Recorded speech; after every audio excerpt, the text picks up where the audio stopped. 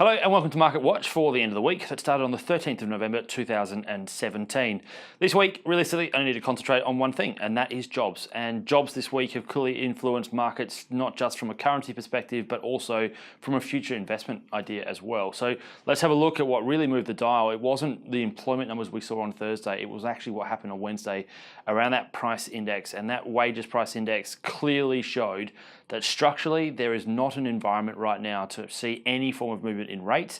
There's also a structural environment there. Maybe, just maybe, consumption could be under pressure in 2018. To see it, yes, it popped up from what was a historic low of 1.9% in the previous quarter to 2% is all well and good, but you need to look at that private sales, that private sector side, and at 1.9%, that's 0.1% on a real adjusted terms, including inflation, to see what your movement, which realistically means the majority of the Australian population is only getting CPI adjusted in terms of their gross return, not including bonuses, and that just isn't conducive to really see any form of major growth on the other side, because consumption makes up 40 to 42% of overall GDP. The catch to it is the other side on what we saw on Thursday, which is employment is actually growing at quite a decent clip in 2017, something I've been saying pretty much for all of the last 6 months. We're on track again to not only meet 2005, but we could actually beat it. So we've now seen roughly 340,000 jobs added, give or take, in terms of the 12 months to now. If we could do that over the next 2 months, so the November and December month as well,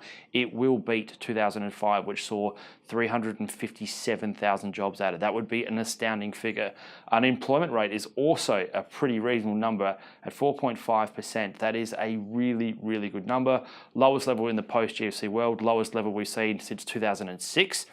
Again, all very positive. However, it's not translating into wages, and that's more core and more reasons why this week was a negative week in terms of the Aussie dollar. I think you've seen a structural downcline there. If you have a look at what happened on Wednesday, that was part of it.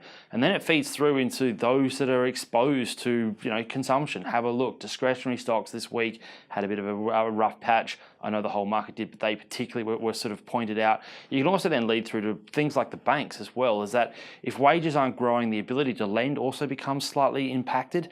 All of that filters into it. So this week was actually one of the bigger weeks economically that I've seen all year, and it all came down to an index that we don't normally point to.